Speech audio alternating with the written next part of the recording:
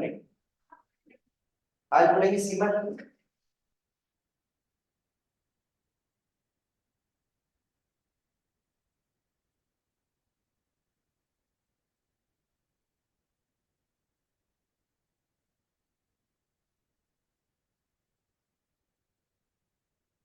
अच्छा बेटा, आज पढ़ेंगे हम सीमेंट इंडस्ट्री। सीमेंट और सीमेंट की कितनी टाइप्स होती हैं? आपने देखा होगा, एक होता है व्हाइट सीमेंट। व्हाइट सीमेंट को हम यूज करते हैं टाइल्स को फिल करने में। टाइल होते हैं ना, टाइल लगाते हैं तो उनकी दरमियान जो स्पेस होता है उसको फिल करने के लिए हम क्या करते हैं, व्हाइट सीमेंट यूज करते हैं। ठीक है। व्हाइट सीमेंट थोड़ा महंगा होता है उससे, जो ब्लैक सीमेंट का दूसरा जो उसी से। अच्छा, एक सीमेंट ऐसा होता है जो अगर कोई सपोज करते हैं हम काम पानी के अंदर कर रहे हैं, डैम है, डैम बना रहे हैं, डैम के अंदर काम कर रहे हैं, पानी के अंदर काम कर रहे हैं, तो एक उस टाइप का सीमेंट होता है जो वहां पे काम करता है। मतलब पानी के अंदर डैम बना रहे हैं, कोई इस तरह का कोई काम कर रहे हैं, ड्रेनेज सिस्टम बना रहे हैं जिसके अंदर पानी भी है, तो वो सीमेंट जो है वहां पे इस्तेमाल होता है। अच्छा, एक सीमेंट ऐसा होता है जिसको कंस्ट्रक्शन वर्क में इस्तेमाल करते हैं, जगह वगैरह बनाने में, पुल वगैरह बनाने में, जगह बनाने में, पुल बनाने में इस्तेमाल करते हैं। तो तीन टाइप की सीमेंट है जो मार्केट के अंदर अवेलेबल है। सीमेंट वो कितने टाइप के हैं? तीन टाइप के सीमेंट होते हैं। ठीक है। मतलब एक कंस्ट्रक्शन के काम करने में, जो कंस्ट्रक्शन का काम होता है उसमें। दूसरा, जो टाइल मार्बल वगैरह होता है उसकी, उसको जब लगाते हैं तो उनके बीच में जो स्पेस होता है उसको फिल करने के लिए व्हाइट सीमेंट इस्तेमाल करते हैं। ठीक है। और तीसरा जो सीमेंट है वो वहां पे इस्तेमाल होता है जहां पे डैम है, ठीक है, या सपोज करते हैं ड्रेनेज सिस्टम है, ड्रेनेज की नाली है, या कहीं होता है ना जिसमें पानी भी मौजूद है, तो वो पानी के अंदर भी क्या हो जाता है, मजबूत हो जाता है। ठीक है। आम सीमेंट वहां पे इस्तेमाल नहीं करेंगे हम। तो ये आज हम पढ़ेंगे सीमेंट के बारे में। तो cement industry, cement industry involve the production of cement. Cement बनाती है बाइंडिंग मटेरियल। बाइंडिंग मटेरियल का मतलब होता है बाइंड करके रखता है।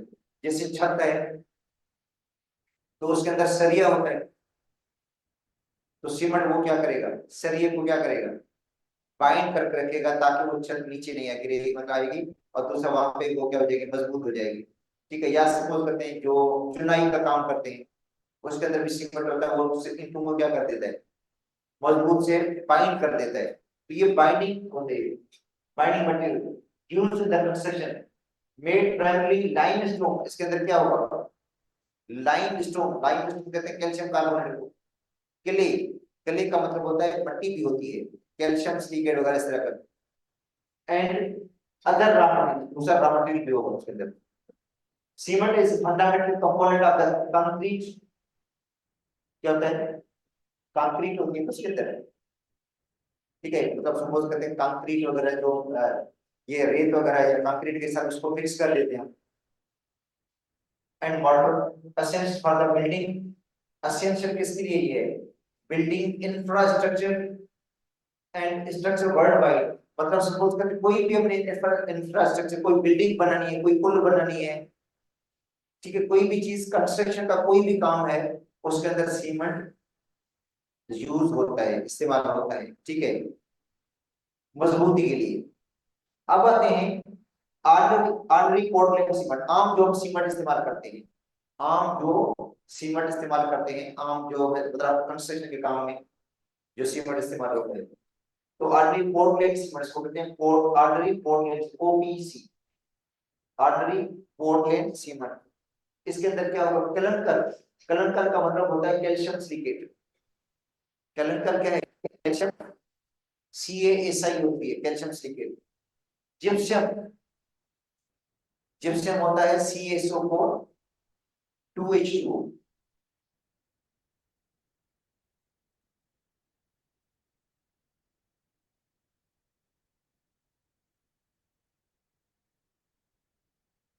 बेटा जिप्सम का ये फार्मूला है CaSO4 2H2O। ये आपको शुरुआत में मैंने फार्मूला लिखवाया भी थे, जिप्सम का फार्मूला भी लिखवाया था इसमें। जिप्सम। और इस जिप्सम से बनता है plaster of Paris. Plaster of Paris नहीं होता है, जो कोई हड्डी टूट जाती है, किसी को फ्रैक्चर हो जाता है, अगर हड्डी टूट जाती है, कोई फ्रैक्चर वगैरह हो जाता है, तो सफेद कलर का पट्टा बांध देते हैं। सफेद कलर का पट्टा होता है जो बिल्कुल हार्ड होता है, जो हड्डी को हिलने, हड्डी को जोड़कर उसके ऊपर क्या करते हैं, प्लास्टर का कवर चढ़ा देते हैं, देखो प्लास्टर कोटिंग कर देते हैं, और वो इतनी हार्ड होती है कि वो हिलने नहीं देती। ठीक है, तो ये जिप्सम है। और प्लास्टर ऑफ पेरिस का फॉर्मूला ये है,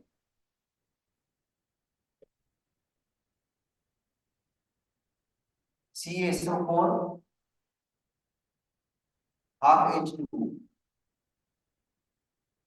कैल्शियम सल्फेट हेमीहाइड्रेट, या इसको इससे भी लिखा जाता है CaSO4 whole 2 one water molecule. देखो यहाँ पे कैल्शियम सल्फेट का एक मॉलिक्यूल है, वाटर का आधा। अगर कैल्शियम सल्फेट के दो मॉलिक्यूल के, तो वाटर का एक मॉलिक्यूल होगा। हाँ, तो इसके अंदर जिप्सम भी इस्तेमाल करते हैं। और क्या होता है, लाइमस्टोन, पता होगा limestone, calcium carbonate and other small amounts of other material. किसके लिए इस्तेमाल करते हैं, इंफ्रास्ट्रक्चर, किसी जगह का इंफ्रास्ट्रक्चर बनाना है तो जाहिर है सीमेंट तो चाहिए ना, सीमेंट के बगैर वो नहीं बनेगा infrastructure. Construction, concrete and production, मतलब ठीक है, कंस्ट्रक्शन का कोई भी काम है उसके अंदर, या कंक्रीट का कोई काम है उसके अंदर सीमेंट जरूर इस्तेमाल होगा। अच्छा, ये है Portland slag cement, Portland slag cement, PSC, PSC। अच्छा, ये PSC क्या होता है, कोई काम आप पानी के अंदर, सब कहते हैं पानी के अंदर आप पुल बना रहे हैं, पुल बन रही है जो पानी के अंदर है, दरिया के अंदर पुल बना रहे हैं, ठीक है, किसी नहर के अंदर पुल बना रहे हैं आप लोग, समुद्र के अंदर कोई पुल बना रहे हैं, तो जाहिर है पानी के अंदर, वो इसका मतलब है कोई काम पानी के अंदर हो रहा है। कंस्ट्रक्शन वर्क जो क्या होती है, पानी के अंदर होती है ना, उसके अंदर ये सीमेंट इस्तेमाल करें। ठीक है, उसके अंदर ये वाला सीमेंट इस्तेमाल करते हैं, कौन सा, पोर्टलैंड सिलेक्ट सीमेंट। ठीक है, अभी देखो ये थरपारकर में ये जो कोयला निकला है, तो कोयला तकरीबन 300 से 400 फीट नीचे है, तो बीच में पानी के क्या है, बीच में पानी के नहरें हैं, समुद्र है पानी के बीच बीच, उन पानी को उसने रोका था, उन पानी को उसने क्या किया था, ब्लॉक किया था, रोका था, तो ये वाला सीमेंट इस्तेमाल हुआ। उसको रोकने के लिए, उसको ब्लॉक करने के लिए ये वाला सीमेंट इस्तेमाल हुआ था, कौन सा, पोर्टलैंड स्लेग सीमेंट। तो इसके अंदर भी कलंकर होगा, क्या होगा, कलंकर का मतलब कैल्शियम सिलिकेट होगा, जिप्सम होगा, और लाइमस्टोन होगा। सिलेक होता है, सिलेक होता है फेयर सिलिकेट, पढ़ कर आए ना आपको बेटा, सिलेक होता है फेयर, इसका मतलब उसके अंदर आयरन भी होगा। जो स्लेग है उसका फॉर्मूला है AgSiO3, स्लेग। ठीक है, अंडरग्राउंड कंस्ट्रक्शन, अंडरग्राउंड कोई भी कंस्ट्रक्शन होती है, मेरीन वर्क का मतलब होता है जो पानी के अंदर काम होता है, सेवरेज वर्क, सेवरेज का मतलब है नाली कोई है उसमें पानी खड़ा है, तो वहां पे ये सीमेंट काम आएगा। White cement, white cement specially tile जो होता है ना, उनकी मार्बल टाइल वगैरह उनकी फिलिंग होती है ना, बीच में स्पेस होता है, उनको फिल करने के लिए इस्तेमाल करते हैं, उनको फिल करने के लिए इस्तेमाल करते हैं व्हाइट सीमेंट। इसमें भी कलंकर, लाइमस्टोन, जिप्सम, लो आयरन कंटेंट, आयरन का कंटेंट थोड़ा लो होता है इसके अंदर। टाइल्स ग्रोथ, टाइल्स ग्रोथ का मतलब टाइल के बीच में स्पेस, टाइल ग्रोथ का मतलब होता है टाइल के बीच में स्पेस को फिल करने के लिए। अदर डेकोरेटिव कंस्ट्रक्शन, इसके अलावा दूसरी डेकोरेटिव कंस्ट्रक्शन जो भी होती है, डेकोरेटिव कंस्ट्रक्शन जिसमें डेकोरेशन वाली कोई चीज बनाते हैं, व्हाइट सीमेंट से बनाई जाती है, किसे बनाते हैं, फिर उसको मुख्तलिफ कलर दिया जाता है, मुख्तलिफ कलर देते हैं। तो ये हो गया सीमेंट कंप्लीट। अब जो आएगा, अब आएगा पेस्टिसाइड।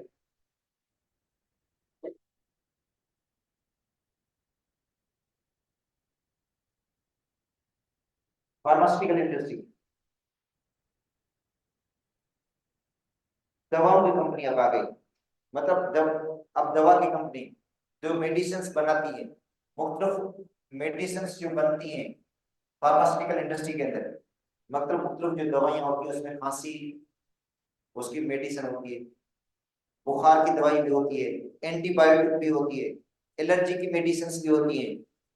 ठीक है, मुख्तलिफ जो बीमारियां होती हैं उनकी जो मेडिसिन होती है, सारी बीमारियों को तो नहीं पढ़ेंगे, मगर कुछ बीमारियां हैं जिनके बारे में उन्हें पढ़ना है, उनके लिए कौन कौन सी दवाइयां सजेस्ट की जाती है।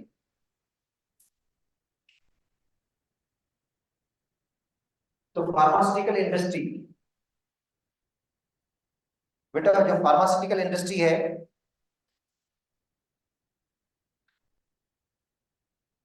तो pharmaceutical industry refers to the companies, मतलब फार्मास्यूटिकल इंडस्ट्री वो कंपनीज हैं, वो दवाइयों की कंपनीज हैं, वेयर ड्रग्स आर मैन्युफैक्चर्ड, जहां पे ड्रग्स की क्या होती है, मैन्युफैक्चरिंग होती है, जहां पे ड्रग को तैयार किया जाता है, बनाया जाता है।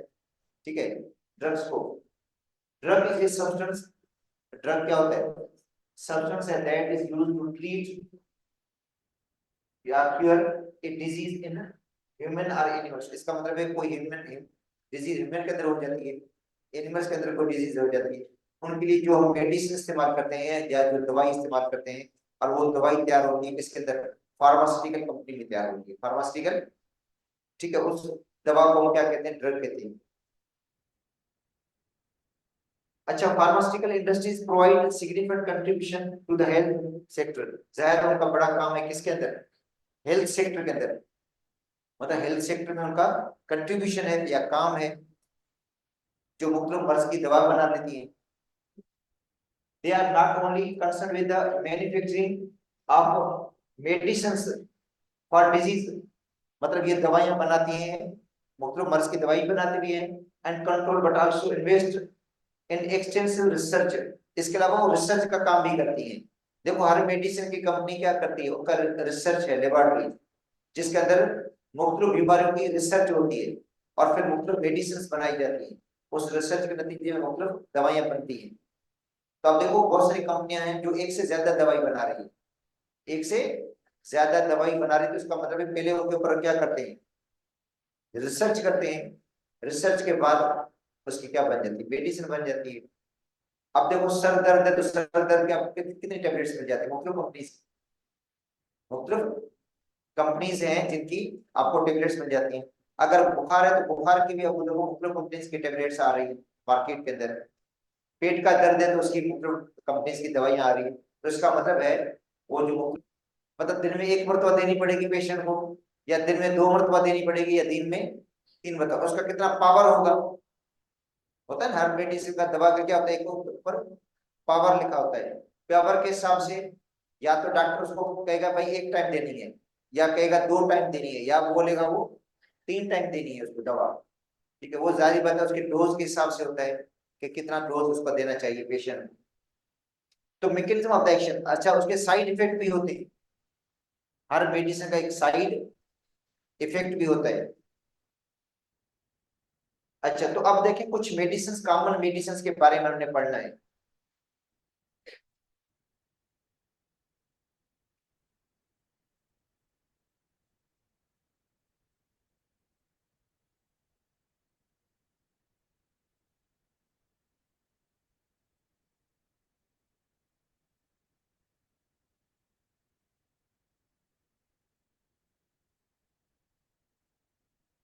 अब पहले आते हैं एनाजेसिक।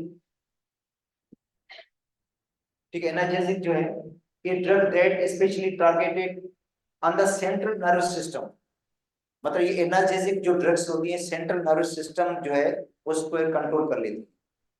या सपोज करते आपको कोई पेन है, सर में दर्द है, सर में दर्द हो रहा है, तो टेबलेट खाएंगे और वो सर का दर्द क्या हो जाता है, खत्म हो जाता है, या फील नहीं होता, फील नहीं होता वो। ठीक है, तो इस तरह की जो ड्रग्स होती हैं वो सेंट्रल नर्वस सिस्टम को क्या कर देती हैं, कंट्रोल करती है, उसको टारगेट करती है। ये drug that specially targeted on central nervous system to provide pain relief, pain आपको फील नहीं होगा, मतलब मेडिसिन खाने के बाद आपको दर्द फील नहीं होगा, without consciousness is known as analysis. मतलब आपको ऐसा नहीं कि आप बेहोश हो जाएंगे, क्योंकि कभी ऐसा होता है कि वो जो है वो हम बेहोश हो जाते हैं, फिर तो वाकई जब बंदा बेहोश है, ऑपरेशन जब करते हैं, ऑपरेशन के दौरान भी यही होता है ना, बेहोश हो जाता है बंदा, उसके बाद ऑपरेशन हो जाता है। मगर ये जो मेडिसिन है, उसमें बंदा बेहोश तो नहीं होगा, मगर उसके दर्द का एहसास क्या हो जाएगा, खत्म हो जाएगा। ठीक है, विदाउट कॉन्शियसनेस का मतलब है बेहोशी के बगैर ही दर्द खत्म हो जाएगा। एस्प्रिन, जिसको हम कहते हैं डिस्प्रिन, देखो डिस्प्रिन टेबलेट होती है जो सर दर्द के लिए है। डिस्प्रिन टेबलेट है जिसको हम क्या करते हैं, पानी के अंदर घोल कर पी लेते हैं और थोड़ी देर बाद रिलीफ आ जाता है। अब इस तरह की बहुत सारी मेडिसिन हैं जो इस तरह के रिलीफ दे देती हैं, सर के दर्द को खत्म कर देती हैं। बहुत सारी मेडिसिन कंपनीज की आ रही हैं। यहाँ पे उन्होंने एक एग्जांपल दी है एस्पिरिन की, उन्होंने एक एग्जांपल दी है एस्पिरिन की, मगर बहुत सारी जैसे निमिज है, निमिज टेबलेट आती है, वो भी सर दर्द की है। ठीक है, तो इसका मतलब वो किस में आएगी, एनाल्जेसिक का मतलब होता है ऐसी मेडिसिन जो सेंट्रल नर्वस सिस्टम जो होती है उनको टारगेट करती है, और पेन, जो पेन हो रहा है, दर्द हो रहा है सर में, वो दर्द क्या हो जाता है, खत्म हो जाता है, मगर उसमें बंदा बेहोश नहीं होगा। ठीक है, उनमें एस्पिरिन टेबलेट है जो कॉमनली यूज किया जाते हैं जो है एनाल्जेसिक ड्रग के तौर पर। एंटीबायोटिक्स, एंटीबायोटिक का नाम तो आपने सुना होगा बहुत ज्यादा। ठीक है, तो सपोज करते हैं कोई भी ऑपरेशन होता है, कोई भी ऑपरेशन होता है तो उसके बाद एंटीबायोटिक ड्रग देते हैं ताकि वो जख्म खत्म हो जाए। भाई जो जख्म होते हैं ना, ठीक है, वो क्या हो जाए, खत्म हो जाए, एंटीबायोटिक ड्रग देते हैं। तो एंटीबायोटिक ड्रग जो है सपोज करते हैं कभी नुजला हो जाता है, जब नुजला हो जाता है तब भी एंटीबायोटिक ड्रग दी जाती है। या बहुत सारी बीमारियों के अंदर एंटीबायोटिक, जैसे पेनिसिलिन है, ये एंटीबायोटिक ड्रग है ये। ठीक है, तो ये एंटीबायोटिक ड्रग है। This drug is produced from certain chemicals of micro organism. इनको बनाया गया कहाँ से, माइक्रो ऑर्गेनिज्म से बनाया गया है पेनिसिलिन को।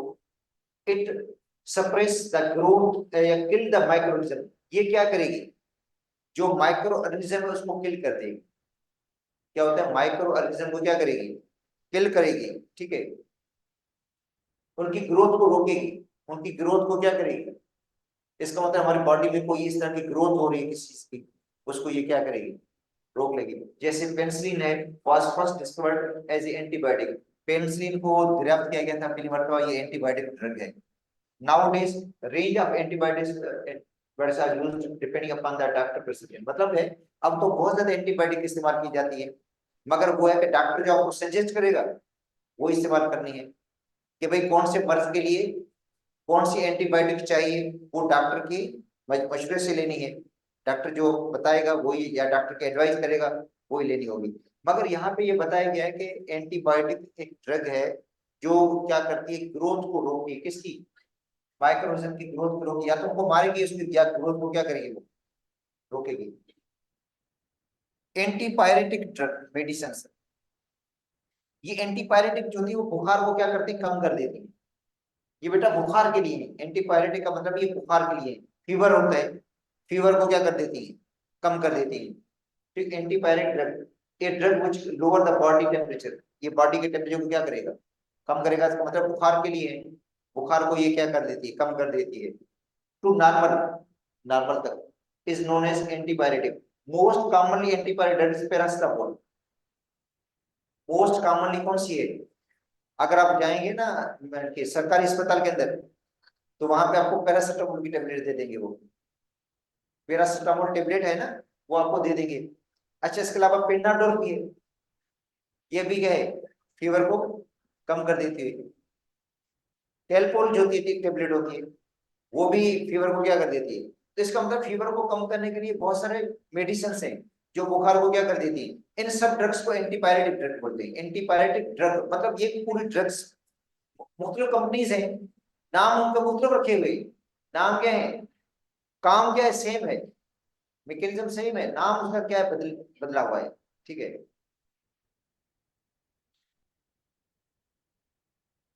अच्छा, anti fungal fungal medicine, anti fungal जो होती है मेडिसिन होती है, these drugs to kill the fungi, ये क्या कर देती है, ये जो ड्रग्स हैं फंजाई को, जो फंजाई होता है ना उसको क्या कर देती है, किल कर देती है। दैट कॉज द इन्फेक्शन, जो क्या करेगा, कुछ ऐसे इन्फेक्शन होते हैं जो फंजाई की वजह से होते हैं, तो ये दवा क्या करेगी, फंजाई को किल करेगी। ठीक है, इन्फेक्शन किस पर हुआ, स्किन पर, इसका मतलब है जो फंजाई होता है वो किस पर एक्ट करता है, स्किन पे, स्किन पर इस तरह के निशान हो जाते हैं, या रेड जो स्किन रेड हो जाती है बंदे की। अच्छा, common skin infection R ring worms, ring worm का मतलब होता है ये, देखो आपकी जो स्किन है उस पर क्या हो जाते हैं, रेड कलर के स्पॉट्स बन जाते हैं, रेड कलर के क्या हो जाते हैं, स्पॉट बन जाते हैं, जिसको कहते हैं रिंग वर्म। ये किसकी वजह से हुआ, फंजाई की वजह से हुआ, ये क्या है, फंजाई की वजह से हुआ। या डंड्रफ का मतलब होता है खुश्की, क्या हो जाती है, खुश्की, ये भी किसकी वजह से, फंजाई की वजह से। अच्छा, तो कॉमन जो एंटी फंगल ड्रग है वो कौन सी है, अच्छा फ्लूकोनेजोल जो है टेबलेट दी जाती है, या सपोज मेडिसिन दी जाती है। ठीक है, तो ये हो गया एंटी फंगल। अच्छा, उसके बाद इसको आज कंप्लीट कर लेते हैं।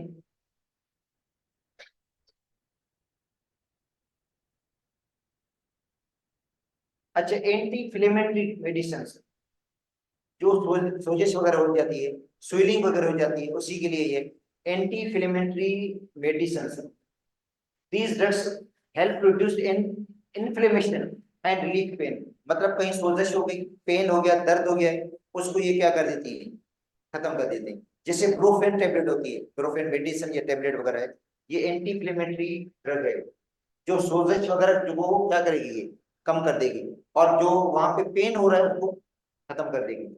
आइबुप्रोफेन, आइबुप्रोफेन जिसको कॉमनली क्या कहते हैं, ब्रूफेन भी कहते हैं, इस common example of anti inflammatory medicine. इसके अलावा और सारे ऑप्शन और भी हैं, एंटी इन्फ्लेमेटरी ड्रग के और भी ऑप्शन हैं, जो सोजश को क्या कर देती है, खत्म कर देती है। अच्छा, उसके बाद है anti allergic medicine, anti allergy, बस किस बंदे को एलर्जी है तो ये मेडिसिन है जो क्या है, एंटी एलर्जी है, एलर्जी को क्या करेगी, खत्म कर देगी। कहते हैं these are also called anti histamines, anti histamine भी कहा जाता है इनको।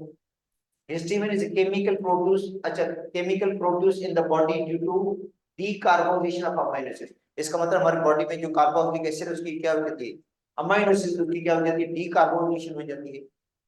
कौन सा amino acid, histidine, histidine amino acid है, उसकी क्या हो जाती है, डीकार्बोनेशन होती है, तो क्या हो जाती है, हमें एलर्जी हो जाती है, जिसकी वजह से the administration of these drugs reduce the histamine, histamine को क्या करेगी ये, एलर्जी को क्या करेगी, कम करेगी लेवल को इन द बॉडी, मतलब ये जो मेडिसिन होगी वो हमारी बॉडी के अंदर जो एलर्जी होगी उसको क्या करेगी, रिड्यूस कर देगी, कम कर देगी।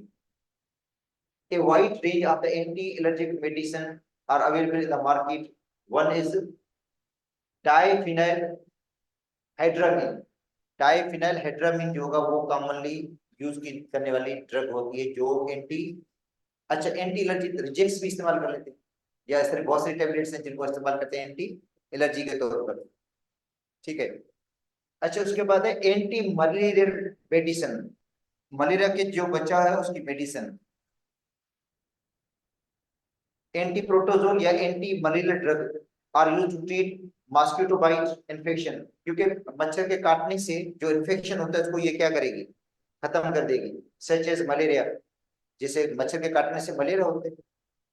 अच्छा, most common anti malarial drug is chloroquine, ये किसी जमाने में इस्तेमाल होती थी, क्लोरोक्विन।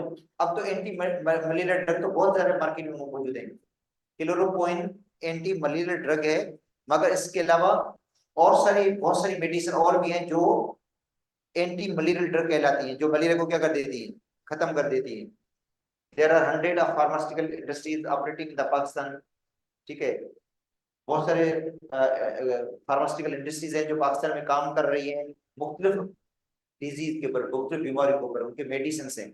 ठीक है, तो ये कुछ दवाओं की कंपनियां थी या मेडिसिन दवाई सॉरी बीमारियां थी जिनके बारे में हमने पढ़ा है, जिसमें मलेरिया भी आ गया, एलर्जी भी आ गई है, जो इन्फ्लेमेशन है, या सपोज करते हैं एंटीबायोटिक है, इस तरह की कुछ हमने पढ़ी है।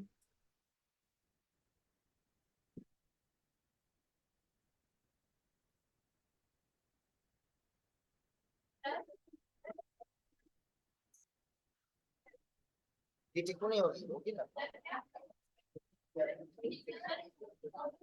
आप इसमें इंटीग्रेशन होगी होगी।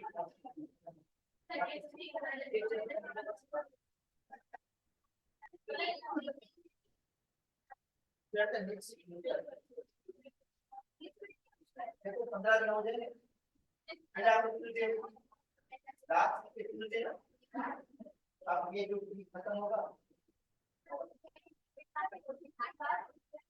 ऐसे होली का